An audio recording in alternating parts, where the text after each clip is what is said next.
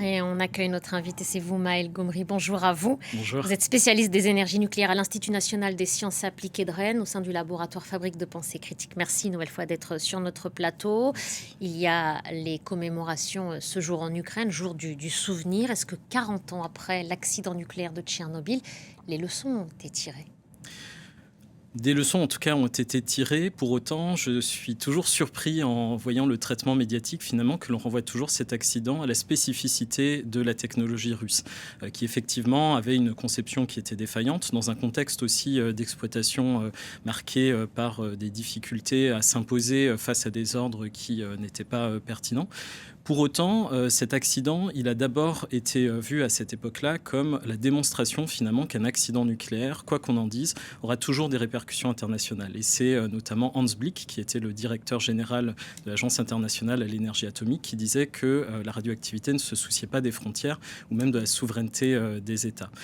Des leçons ont été tirées au-delà, heureusement, finalement, de simplement ce contexte particulier, et notamment avec le lancement de recherches en France qui ont montré finalement qu'il y avait un certain nombre d'aspects qu'on connaissait assez mal de la sûreté nucléaire, et notamment la température à laquelle le cœur se désagrège en cas d'accident, notamment quand le combustible n'est plus refroidi, ce qui doit être le cas en permanence pour éviter une fusion du cœur.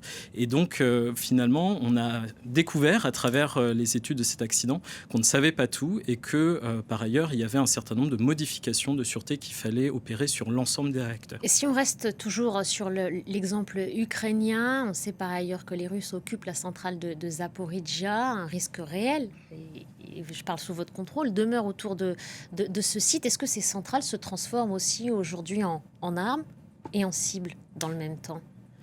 Alors, en tout cas, on peut penser que les attaques qui ont eu lieu à la fois sur Zaporizhzhia, mais également sur Tchernobyl et la fameuse arche que l'on a vue dans le reportage, en tout cas, s'inscrivent dans un contexte de guerre et dans une stratégie de guerre de la part de la Russie.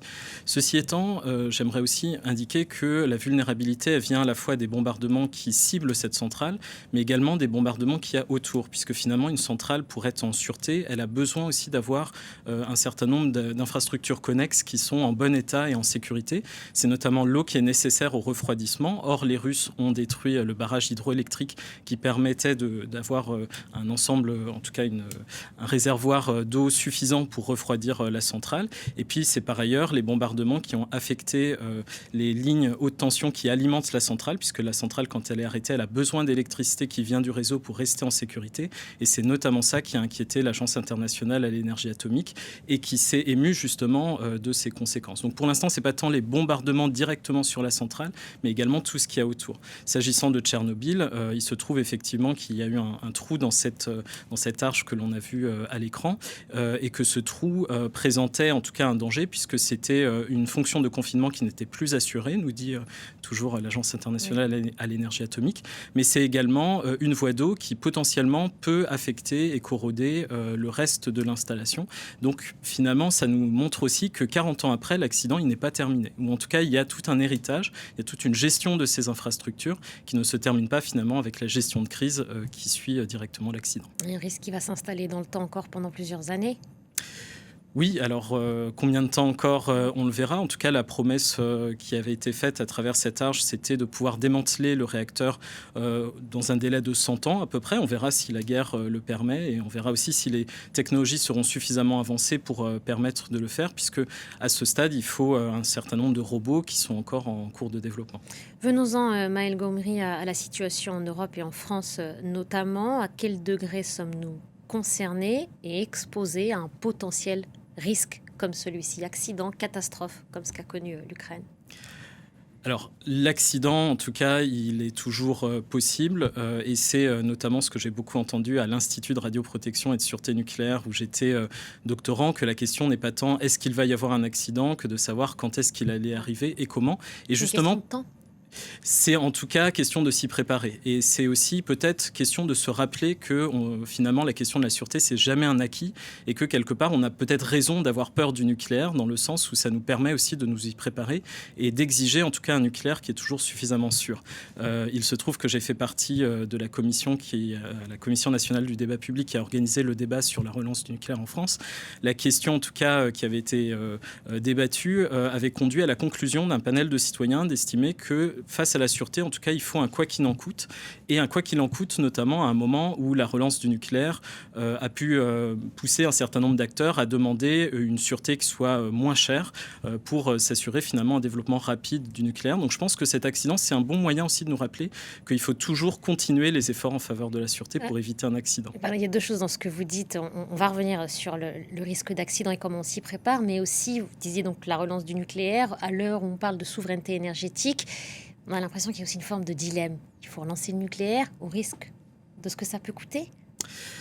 En tout cas, là, on arrive sur des questions qui sont politiques et qui, à mon sens, mériteraient d'être débattues démocratiquement. Hélas, notamment en raison et de nous y associer, tous, citoyens. Et d'associer effectivement l'ensemble des citoyens. Et malheureusement, ça n'a pas toujours été possible au regard aussi du calendrier législatif qui parfois a privilégié des décisions rapides au fait de débattre démocratiquement de questions qui nous concernent nous, mais qui concernent également les générations futures. Il faut voir que les temps sont très longs dans le nucléaire. Les réacteurs que nous avons en fonctionnement aujourd'hui, ils ont été conçus dans les années 60. Les réacteurs qui vont bientôt être construits dans le cadre notamment du projet EPR2, ils ont vocation en tout cas à rester jusqu'à au moins 100 ans. Donc effectivement, quelle sera la société dans 100 ans? Est-ce qu'elle sera toujours sûre? Est-ce qu'elle sera toujours aussi stable que ce que l'on connaît aujourd'hui?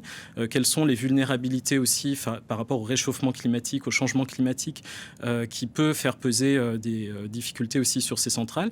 Et se pose aussi la question, et ça c'est une question d'expertise importante aujourd'hui, du cumul de risques aussi, de voir finalement qu'est-ce qui se passe s'il y a un conflit armé, une pandémie mondiale par exemple, ou s'il y avait un événement météo extrême et une pandémie. Et je le dis aussi puisque nous commémorons cette année les 15 ans de l'accident de Fukushima. Oui. Le directeur général de l'Institut de radioprotection et de sûreté nucléaire avait dit qu'il fallait imaginer l'inimaginable finalement, et c'est probablement le défi auquel l'industrie nucléaire doit faire face aujourd'hui, c'est-à-dire de penser finalement des infrastructures dans un monde qui lui est incertain et dans un futur qui est incertain. Et toute cette incertitude et la préparation, vous le disiez tout à l'heure, un risque potentiel, on n'a pas l'impression d'avoir été spécifiquement informé, préparé. Qu'est-ce qui est prévu? Parce qu'il faut l'anticiper, ça.